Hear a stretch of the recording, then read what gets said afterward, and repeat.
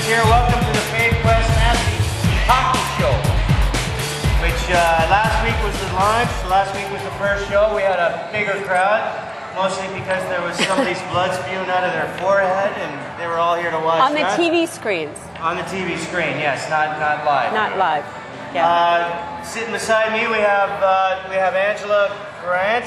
Saunders. From Saunders Farm. Thanks, Rolly. And we have the sensquatch. Woo! Who is slowly making his way into the Senator's state of mind. He's at all the big games, he's at all the big gigs, he even made it to Barbados. How many people here can say they've made it to Birch Bar? Didn't think so. He's the only one. Didn't think so. So tonight we've got a few things to talk about. First off, we've got the All-Star game happening in Atlanta, and we can see Chris Pronger up on the screen right now. If anybody can remember what was said to him from the first pick of that year. Of what year? The year that he was picked second, Yeah. which was 94, 95, I believe. Alexander Daig was picked first by the Ottawa Senators. And when they asked him how he felt, he said, nobody's going to remember who the second pick was. Hey, where's Alexander Daig? Where's Chris Pronger? There you go. Chris Pronger's at the All-Star game. Alexander Daig is probably still wearing nurses' outfits somewhere back home in Quebec somewhere. Ouch. Anyway, so first off, let's talk about this week in Sens. We had a bit of a history-making week. One game specifically. We were on a bit of a losing streak. Lost to Tampa, lost to Florida.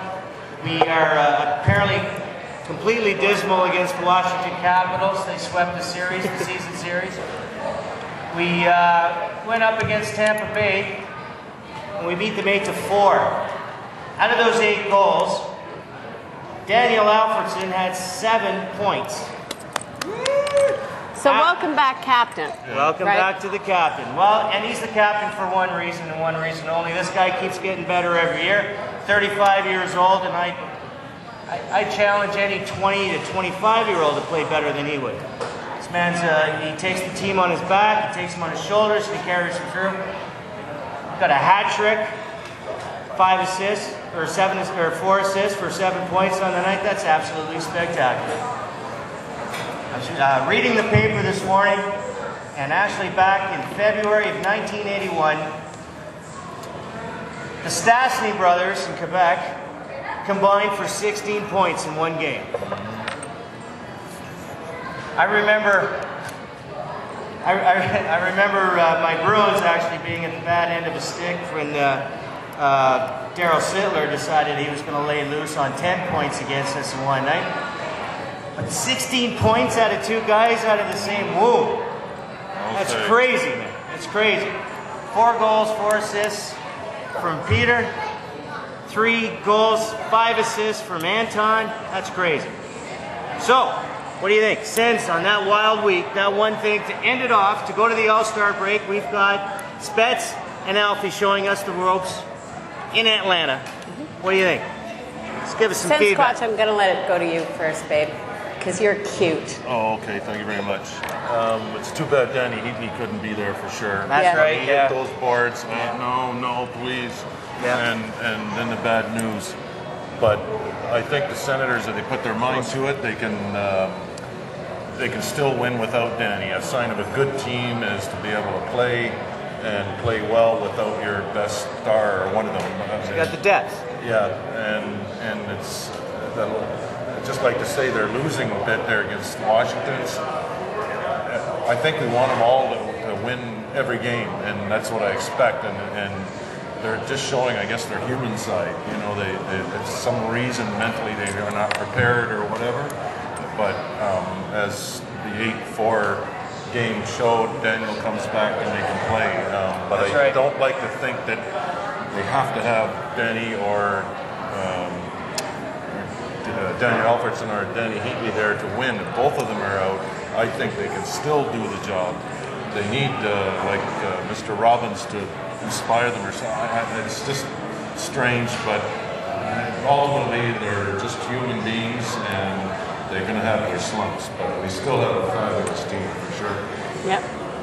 Yeah, you know, it was interesting because after last week's show, I went on to the game at the Scotiabank Place where they were playing Tampa Bay, and it was, I have to say, the most boring hockey game I've ever been at in recent years. Who was out? Well, this is the thing, right? So you're saying, I think that they can do well without Danny. Yeah, I think they can do well without Danny. I'm concerned that they can't do well without both Dannys. And that's the one thing that I'm a little bit nervous about, because what I saw out there with Daniel Alfredson out was a team that lacked something that we're going to talk a lot about later in today's show. They lacked a lot of passion. It looked like they were just going through the motions. They weren't caring. Their heart wasn't into it. There were times when you thought, oh my gosh, this looks like it's just a lame practice. Like, it doesn't look like it's a game.